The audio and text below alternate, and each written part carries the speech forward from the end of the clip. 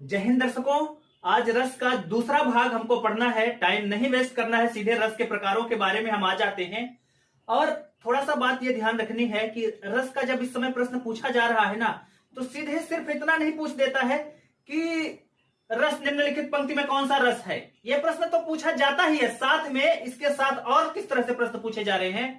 भरत मुनि ने किस रस को सर्वश्रेष्ठ रस माना है, कौन सा रस रसराज है, किसने ये बात कही है। थोड़ा थोड़ा जानकारी हमको इस बात की भी हमको ले लेना है। तो जो पहला रस हम पढ़ने वाले हैं वो है श्रृंगार रस। देखिए, श्रृंगार का दो शब्दों से मिलकर बना है, श्रृंग और आर। श्रृंग का मतलब है काम या वासना और आर का मतलब है प्रकट होना। श्रृंग प्लस आर मतलब ऐसी जहां नायक एवं नायिका के दर्शन स्पर्शन मिलन या बिछड़न का भाव होता है, वहां श्रृंगार रस होता है। श्रृंगार रस का जो आवश्यक तत्व है वो नायक और नायिका का मौजूद होना। दर्शन स्पर्शन का मतलब उनको देखना, उनको स्पर्शन का भाव होना। तो काव्य में जहां नायक या नायिका के मिलने अथवा बिछड़ने का भाव होता है, वहां श्रृंगार रस होता है। ठीक, श्रृंगार रस को आचार्य भोजराज ने रसराज या रसपति की संज्ञा दी है। ठीक, रसराज या रसपति किसने कहा? भोज ने। अब भरत मुनि जो है वो कहते हैं कि जो वीर रस है ना, वो श्रृंगार से थोड़ा ज्यादा श्रेष्ठ है। श्रृंगार से ज्यादा श्रेष्ठ किसने बताया? वो वीर रस को। यानी दो बातें हम जान गए कि रसराज कौन है, रसपति कौन है। इसका जो स्थायी भाव होता है ये रति विषयक होता है, मतलब प्रेम या रति विषयक या विरति विषयक। रति का मतलब होता है प्रेम या विरति मतलब विरक्ति। तो वियोग या श्रृंगार और संयोग श्रृंगार दोनों की ही चर्चा हो गई।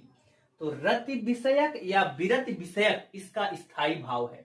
ठीक, आपको पता है कि इसका जो रंग होता है, वो जो श्रृंगार रस का जो रंग होता है वो श्याम होता है। और इसको जो देवता है श्रृंगार रस के, वो विष्णु और कामदेव जी हैं। ठीक, दो बात हमको पता चल गई, इसका रंग पता चल गया, देवता पता चल गए, जो फैक्ट्स थे वो पता चल गए। अब हम टाइम वेस्ट नहीं करते हैं, सीधे हम योग श्रृंगार की। जहां काव्य में जहां नायक तथा नायिका के दर्शन स्पर्शन अथवा मिलन का भाव होता है, वहां संयोग श्रृंगार होता है। नंबर 1 हम पढ़ रहे हैं संयोग श्रृंगार। हमको श्रृंगार रस पढ़ना है, उसके 10-15 उदाहरण पढ़ने हैं जो जो पेपर में पूछे गए हैं, कम से कम उनको, और जो नहीं भी पूछे गए हैं और महत्वपूर्ण है उनको भी सारी चर्चा हमको आज कर लेनी है। तो संयोग श्रृंगार में देखिएगा, उदाहरण ले लेते हैं।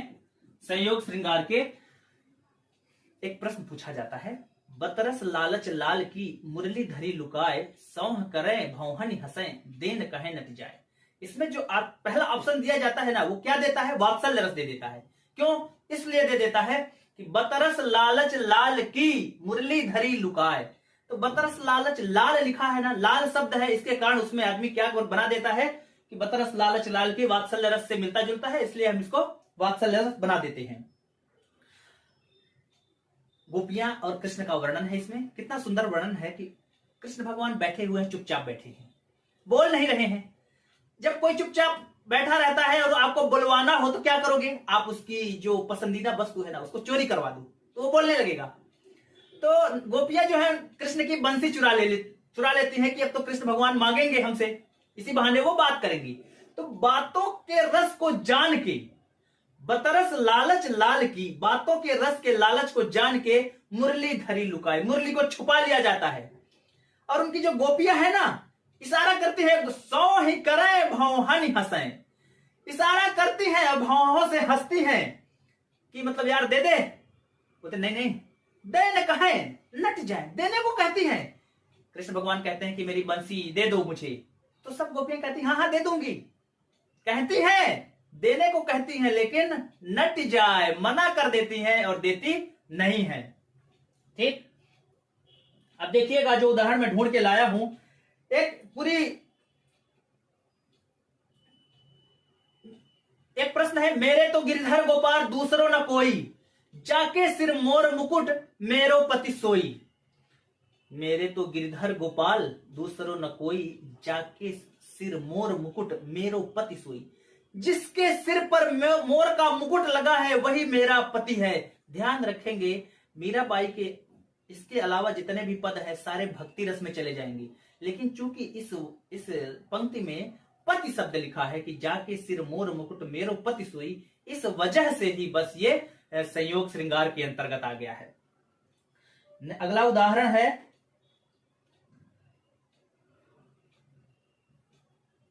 राम को रूप निहारती जानकी, कंगन के नग की परछाई, याते सबे सब सुधि भूल गई, कर टेक रही पल टारत नहीं। राम के स्वरूप को सीता जी अपने जो कंगन है उसमें देख रही हैं, सभी याते सबे सुधि भूल गई, सभी याददाश्त सुधि बुद्धि खो के बैठी हैं। कर टेक रही, हाथ कर मतलब हाथ टेक रही, पल टारत नहीं, और पल को अपने हटा नहीं रही है। उसी कंगन में जो शीशा लगा हुआ उसी में राम के स्वरूप को देख रही हैं। दर्शन का भाव है यहां पर। कहत नटत रीझत खिझत, खिलत मिलत लजियात, भरे भवन में करत हैं नैनन ही सो बात। हम आपको थोड़ा धरातल में उतारते हैं।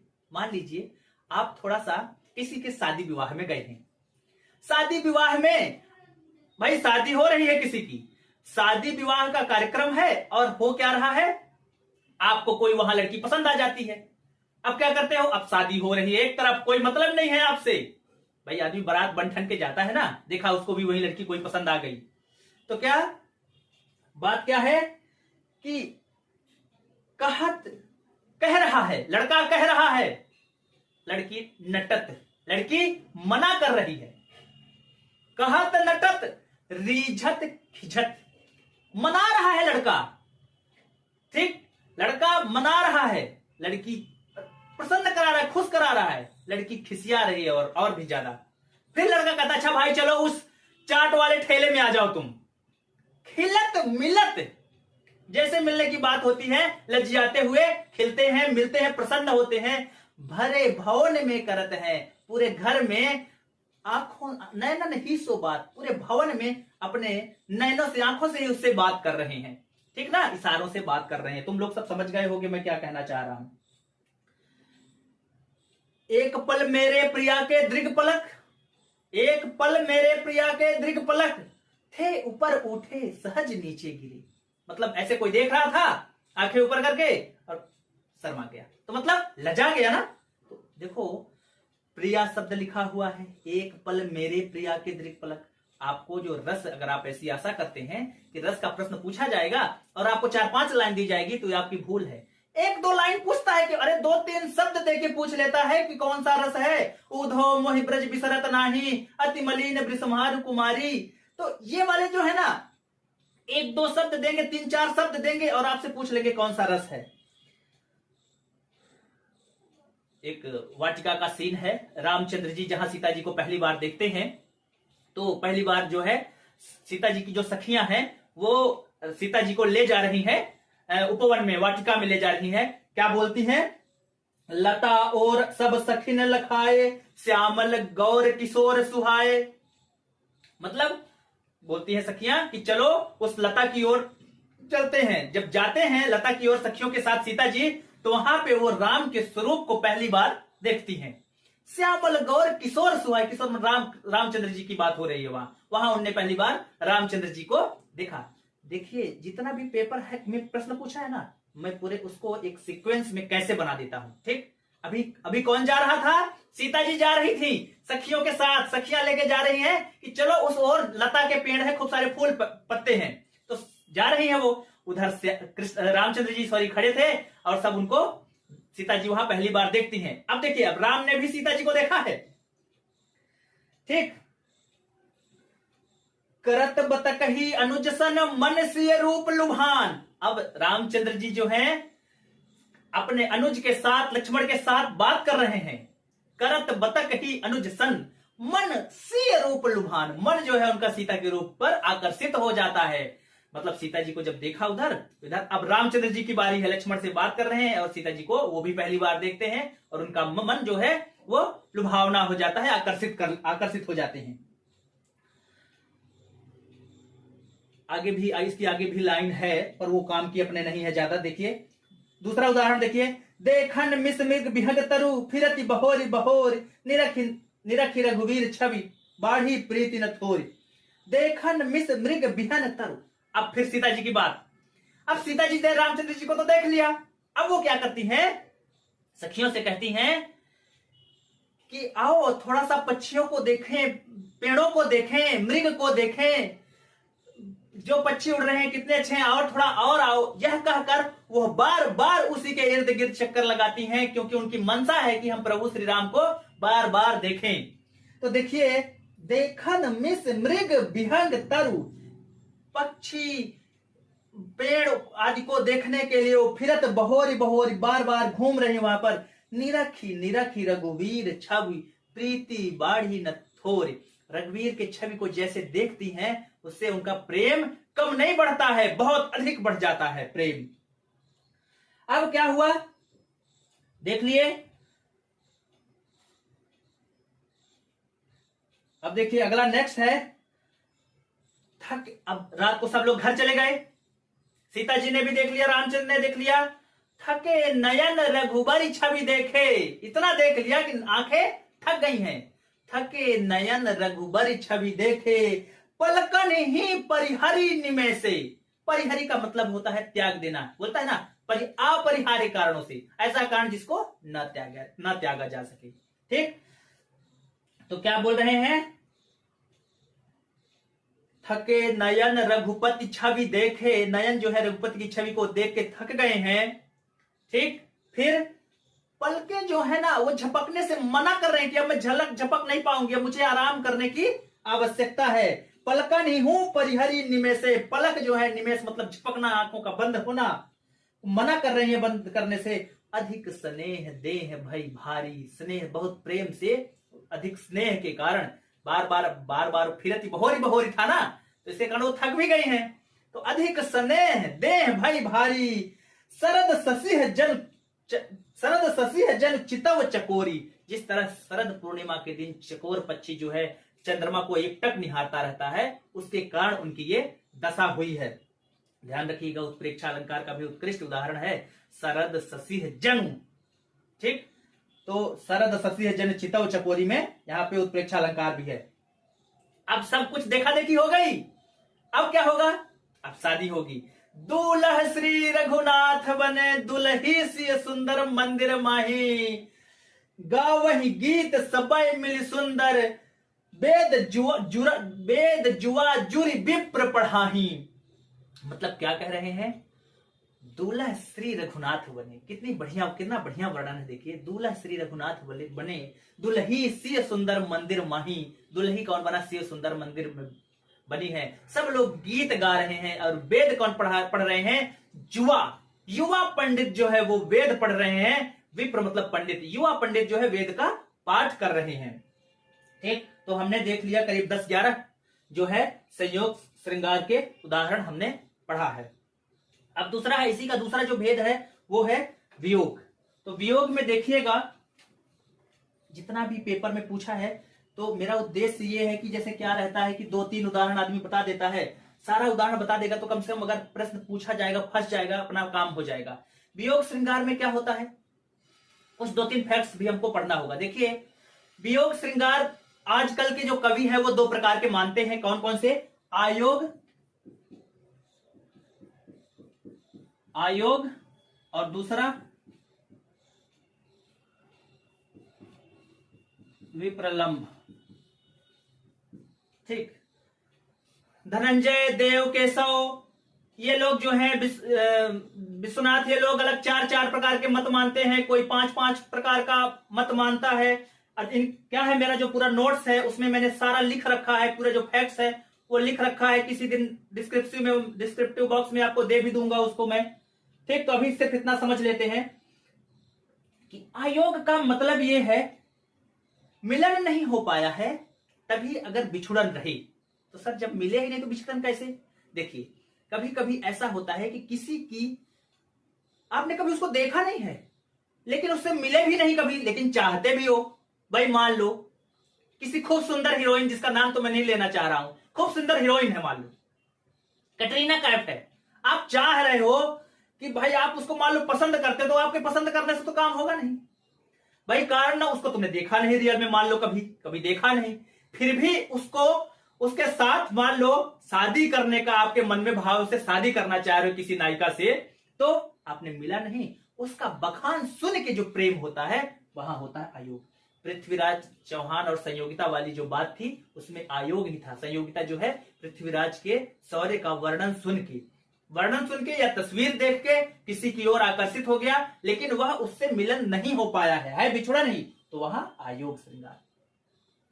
मिलने के बाद विछड़न हो रहा है वो है विप्रलंभ। वास्तविक विप्रलंभ को ही वास्तविक वियोग श्रृंगार कहा गया है।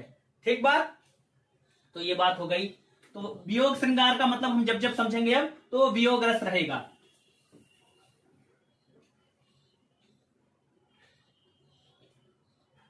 अति मलिन वृषभानु कुमारी उद्धव, ये वाला देखिए, सिर्फ ज्यादा लाइन नहीं बताऊंगा मैं, क्योंकि आपको ज्यादा लंबा उदाहरण देने से ना आप पे भी प्रेशर कम हो जाएगा। आप खुद ढूंढिए, खुद सर्च कीजिए। अति मलिन वृषभानु कुमारी, ठीक, मतलब थके हुए जुआरी के समान आगे वाली लाइन है। आप पूरा नोट है, आप नोट कर लेना, देख लेना। मैं सर समझा देता हूं कि जो राधा जी हैं वो अति मलिन वृषभानु कुमारी, वृषभान राधा जी का चेहरा बहुत उदास है। तो अंडरस्टूड है ये बात कि राधा जी किसके कारण उदास हो सकती हैं, ठीक ना। तो उसके पीछे वजह जो है वो है श्याम। दूसरा उदाहरण अखियां, एक और उदाहरण बहुत अच्छा। कृष्ण बोलते हैं उद्धव मोहि ब्रज बिसरत नाही। उद्धव से कहते हैं उद्धव मोहि ब्रज बिसरत नाही। उद्धव कौन है? कृष्ण के सखा हैं, जिनको बहुत गर्व है इस बात का, बहुत घमंड है इस बात का कि हमसे ज्यादा उनको यही लगता है कि प्रेम कुछ नहीं है, प्रेम कुछ भी नहीं है, विरक्ति का मार्ग ही सबसे अच्छा मार्ग है, प्रेम कोई भी कुछ होता ही नहीं है। तो कृष्ण भगवान उनके इसी अहंकार को चूर करने के लिए किसके पास भेजा था कि जाओ आप एक बार ब्रज में जाओ और बोल के आना जरा। तो बोले ठीक है मैं जाता हूं। बोले मेरा संदेश दे देना। बोला कि कृष्ण भगवान ने बोला है कि विरक्ति का मार्ग सबसे अच्छा मार्ग होता है। बोले ठीक है। सूचना फैला दी गई भाई, कहा ब्रज में कि कृष्ण का समाचार लेके उद्धव आए हैं। सारी गोपियां जो है सज धज के आई है, यह सोचकर कि शायद कृष्ण अपने मिलने की कोई तिथि बताने आए हैं कि इतने तारीख को वो आएंगे, या हो सकता है किसी कृष्ण ने कोई अच्छा संदेश भिजवाया है कि हम लोग भी आपको बहुत याद करते हैं। ठीक, यह सोचकर सारी गोपियां उनके पास जाती हैं। जैसे ही बैठती हैं तो उद्धव कहते हैं देखो कृष्ण ने कहा है, संदेशा भिजवाया है तुम लोगों को, कहा है कि विरक्ति का मार्ग अपना लो, हम कभी नहीं आएंगे, अब तुम विरक्ति में रहो, अपना काम करो, भजन भावना में लीन रहो, विरक्ति का भाव मार्ग सबसे अच्छा है। एक ठोकर नहीं लगा? क्या सोच के आई थी कि कृष्ण अपने मिलने की बात करेंगे, यहां तो ये बिछड़ने की बात कर रहा है। गुस्सा आई बहुत तेज उनको। वहीं तभी एक भंवरा जो है उड़ रहा था, वहीं भंवरा उड़ रहा था। भंवरा येलो कलर का उसमें धब्बा था। तो गोपियां सोची कि ये तो कृष्ण भगवान जैसे ही पहना है और श्याम रंग भी है इसका, और ये भी जो है रस का पान करके फूलों का उड़ जाता है। कृष्ण भी ऐसे ही है कि रस का पान किए और उड़ के चले गए दूसरी जगह, और यहां ये संदेशा भिजवाए हैं कि ये विरह का मार्ग सबसे अच्छा है। इसीलिए इस संवाद को भ्रमर गीत भी कहा जाता है।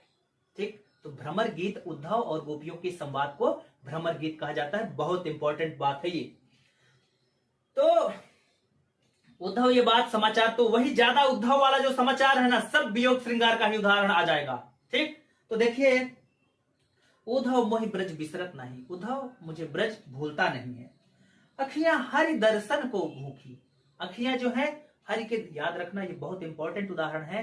अखियां कृष्ण भगवान, भाई देखिए शोक तो है नहीं किसी बात की, कृष्ण भगवान में आ नहीं रहे हैं, मिल नहीं रहे हैं, हरि के दर्शन नहीं हो रहे हैं, उसी की प्यास है। ठीक, वियोग है ना। फिर कहते हैं कि भाई तुम विरक्ति का मार्ग अपना लो। तो गोपियां क्या कहती हैं, उद्धव मन नभ है 10-20, मन जो है ना 10-20 मन नहीं है उद्धव, 10-20 मन नहीं है, एक ही मन था, वो भी कृष्ण के साथ चला गया है। 10-20 मन होता तो चलो एक विरक्ति में अपना लेते। 4-5 बार यह प्रश्न पूछा है। उद्धव बस इतना ही देता है, उद्धव मन न भाई वो 10-20, उद्धव मन नहीं 10। आदमी कैसे पता लगाएगा कि इसमें कौन सा है, जब तक उसका पिछला हिस्सा ना पता हो उसका। तो रामचंद्र जी, सीता जी खो गई हैं, रामचंद्र जी वन में ढूंढ रहे हैं। देखिए जब आदमी परेशान होता है ना तो उसकी बुद्धि काम नहीं करती है, चाहे मानव हो या ईश्वर हो। हे खग मृग हे मधुकर श्रेणी, तुम देखी सीता मृग नैनी। कितनी बढ़िया बात कह रहे हैं रामचंद्र जी। हे खग पक्षी से, मृग है मृग से पूछ रहे हैं।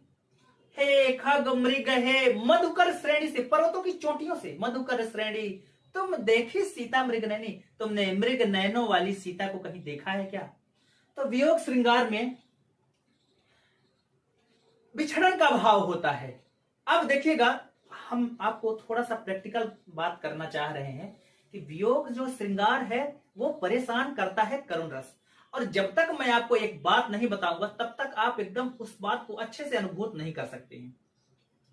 देखिए, जो वियोग होता है ना, जैसे समझिए, मान लीजिए कोई आदमी है, उसका हस्बैंड आर्मी में है, तब वहां पे वियोग श्रृंगार है। लेकिन मान लीजिए वो शहीद हो जाता है, तब वहां करुण रस है। मैं अगर आपको अच्छे से समझाना चाहूं तो मेरी एक बात सुनिए। वियोग का मतलब हमारी भाषा में तन्हाई और करुण का मतलब दुख। अब आप भली भांति अंतर स्पष्ट करते हैं, मेरे इन दो शब्दों को बहुत अच्छे समझिएगा। देखिए, भले नायक एवं नायिका है, नायिका है, मान लीजिए उसको चोट लग गई है, उसको कोई बड़ी बीमारी हो गई है और अस्पताल में वो मान लीजिए भर्ती है, ऐसे दशा में वियोग नहीं होगा, आपको कष्ट होगा, आपको तन्हाई नहीं महसूस होगी कि आपकी पत्नी अस्पताल के बेड में पड़ी है। आप उस समय तन्हा नहीं होंगे, उस समय होंगे क्या, दुखी होंगे। तो करुण रस में अपने इष्ट जन की हानि हो सकती है, हानि होना अपेक्षित रहता है, वहां करुण रस होता है। जो करुण रस है, जैसे ये सूर्यकांत त्रिपाठी निराला की जो सरोज स्मृति है ना, ये एक बहुत अच्छी पुस्तक, बहुत अच्छा उदाहरण है। मैथिली शरण गुप्त की साकेत और यशोधरा उत्कृष्ट उदाहरण है। ये ऐसे उदाहरण है, ये लोग ऐसे ही नहीं बन गए हैं। सुमित्रा नंदन पंत, वो जो क्या नाम है, पल्लव है, पल्लव रचना इनकी है, हमने जो चर्चा करी, एक कवि हैं, हाँ, सुमित्रा नंदन पंत की है, पल्लव जो रचना है उसमें कहा है, वो उत्कृष्ट उदाहरण याद है कि अभी तो बंधा मुकुट था माथ, हुए कलगी हल्दी के हाथ, हाय रुक गया यही संसार, बना सिंदूर अनल अंगार। तो ये सुमित्रा नंदन पंत लोग ना ऐसे ही महान नहीं बने हैं, इनका उदाहरण तो देखिए। ये साकेत, ये मैथिली शरण गुप्त का देख लीजिए, जिसने हुआ न यह भी भाग्य अभागा, किस पर विकल गर्व यह जागा, जिसने अपनाया था त्यागा, रहे स्मरण ही आते, सखी वो मुझसे कहकर जाती। कितनी उत्कृष्ट लाइन है। को गौतम बुद्ध के बारे में कह रहे हैं कि वो मुझसे कह के जाते तो कितना अच्छा होता है ना, यशोधरा कह रही हैं। तो पहले मेरी बात अच्छे समझिए, करुण और वियोग प्रश्न हल करना सबके बस की बात नहीं है, उसको धरातल से हमको उतारना ही पड़ेगा। आप एक बात बताइए, आपकी पत्नी मायके गई है, रक्षाबंधन में गई मायके, वियोग श्रृंगार, जाते समय मान लीजिए वहां से कुछ यात्रा करने के दौरान कुछ अनहोनी घट जाती है, तब वियोग श्रृंगार नहीं, तब करुण रस। कारण वियोग मतलब तन्हाई और दुख या कष्ट मतलब करुण। अब इससे अच्छा ना, इन दोनों के बीच के अंतर की जो लाइन है वो कोई नहीं बना सकता है। अब भाई, एक तन्हाई और एक दुख। देखिए, वियोग श्रृंगार में सिर्फ नायक एवं नायिका होंगे, करुण में नायक और नायिका के साथ कोई भी अपना इष्ट या प्रिय आदमी हो सकता है, प्रियजन हो सकता है, जिसको यह हानि अपेक्षित हो। अब सुनिएगा, एक दो उदाहरण देख लेते हैं, 4-5 उदाहरण ले लेंगे। ऐसे बेहाल बेवाइन सोपग, कंटक जाल लगे पुन जोए, हाय महादुख पायो सखा, आए इतय न कितय दिन खोए, तुम यहां नहीं आए कितने दिनों से, तुम कितना कष्ट सहे। सुदामा और कृष्ण की बात हो रही है। शीस पगान झगातन में प्रभु जाने को ही बसे के ही ग्रामा, धोती फटी सी लटी दुपट्टी अरु पाए उपाना को नहीं सामा। मतलब उनकी दशा की, मतलब गरीबी का वर्णन किया गया कि पहनने को धोती फटी सी लटी है ना, तो मतलब फटी उटी कपड़े, फटे हाल का वर्णन है, तो इसलिए उनको दुख लग रहा है कृष्ण को। बताओ, आप मान लीजिए किसी का भाई है, किसी का चाचा है, उसके पास उतना सोर्सेस नहीं है, तो आदमी को दुख लगता है ना, तो ऐसी बात। फिर अभी तो मुकुट बना था मार तो हो ही गया है, रहे सखी वे मुझसे कहकर जाते, इसकी भी चर्चा हमने कर ली। दशरथ की मृत्यु का समाचार सुनकर भरत जी बोलते हैं, क्या बोलते हैं? तात तात हाँ तात पुकारी, परे भूमि तल व्याकुल भारी। तात तात मतलब पिता, तात के कई अर्थ होते हैं। तात का मतलब पिता भी होता है, तात का मतलब चाचा भी होता है, तात का मतलब भाई भी होता है, तात का मतलब मित्र भी होता है, तात के कई अर्थ होते हैं। तो यहाँ पर पिता पिता चिल्लाकर जोर से पिता पिता कला के भूमि तल पर व्याकुल पड़ जाते हैं, लेट जाते हैं। दूसरा एक और इसी से मिलता जुलता उदाहरण है कि सुनत भरत भय विवश विषादा, जन सहम्यव करके हरि नादा। सुनत भरत भय विवश विषादा, भरत जो है सुनते हैं माँ की, किसने मारा मेरे पिताजी को? लोग बताते हैं कैकेयी जी ने मारा है, तुम्हारी माता जी ने। सुनत भरत भय विवश विषादा, विवश है ना भरत, कुछ नहीं कर सकते, माँ है भाई। सुनत भरत भय विवश विषादा, जनु सहम्यव करि के हरि, करि और के हरि, करि मतलब हाथी, के हरि मतलब शेर। हाथी और शेर की तरह दहाड़ के एकदम रोने लगते हैं। सुनत भरत भय विवश विषादा, जन सहम्यव कर के हरिनादा। फिर आगे, शोक विकल सब रोवहि रानी, रूप शील बल तेज बखानी, करहि विलाप अनेक प्रकारा, परहि भूमि तल बारहि बारा। जो रानियां हैं वो रो रही हैं, उनके रूप शील और गुण का, तेज का वर्णन कर करके, कितने अच्छे थे, कितने महान थे, कितने सुंदर थे, बखान कर करके रो रही हैं, चिल्ला रही हैं। राम कहि राम कहि राम कहि राम, तन पर हरि रघुपति विरह, राव गयो सुरधाम। मतलब रघुपति के विरह में, ठीक, क्या बोल रहे हैं? तन परिहरि रघुपति विरह, तन का परिहर मतलब त्याग दिया, तन को त्याग दिया रघुपति के विरह में, और खुद कहां चले गए? सुरधाम। दशरथ जी सुरधाम चले गए। मैथिली शरण गुप्त की एक और रचना है, करुणे क्यों रोती है, करुणे क्यों इतना रोती है, उत्तर में और अधिक तू रोई। जब आदमी क्या करता है, पूछता ना भाई क्यों रो रहे हो, तो वो उसकी एक टेंडेंसी होती है ना कि वो जब कारण बताता है तो इतना दुखदाई कारण है कि वो और रोने लगता है। तो मैथिली शरण गुप्त की कितनी अच्छी बात है ये, करुणे क्यों रोती हो, उत्तर में और अधिक तू रोई।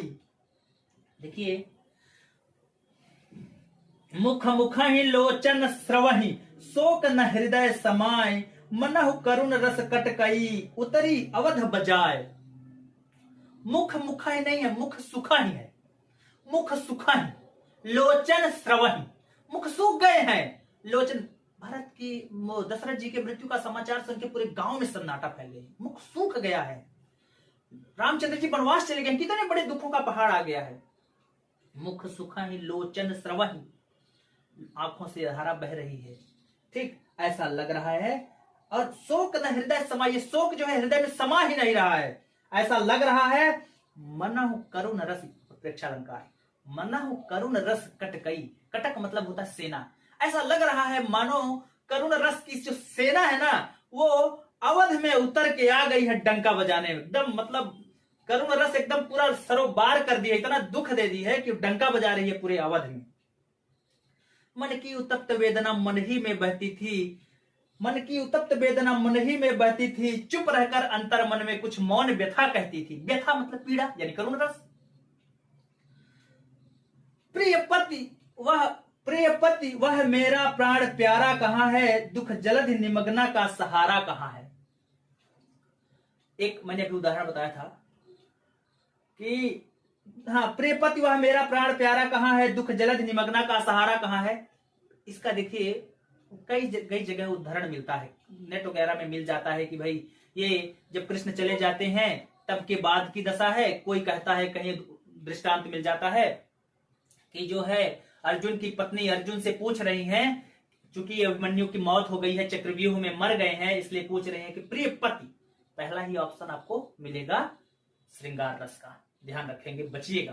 प्रिय पति मेरा प्राण प्यारा कहां है मेरा अभिमन्यु, दुख जलधि निमग्ना का सहारा कहां है। दुख में इतना समुद्र रूपी दुख में गहरे उसमें डूब गई हूं, उसका सहारा कहां चला गया। देखिए अलग अलग जगह अलग अलग परिप्रेक्ष्य में इसके उदाहरण मिलते रहे हैं। तो हमको सिर्फ दुख ही जीवन की कथा रही, क्या कहूं आज जो नहीं कही। अयोध्या सिंह हरिऔध की कितनी बढ़िया लाइन, दुख ही जीवन की कथा रही, क्या कहूं आज जो कही नहीं। ठीक, तो आज जो है हमने करुण रस के उदाहरण भी पढ़ लिए। हमें अपना जो पीडीएफ का नोट्स है उसको भी आपको सेंड कर देंगे। आगे की क्लास में हमारे आगे के जो रस होंगे 4-5 रस कोशिश करेंगे कि क्लियर करेंगे। सबको नमस्कार, सबको जय हिंद।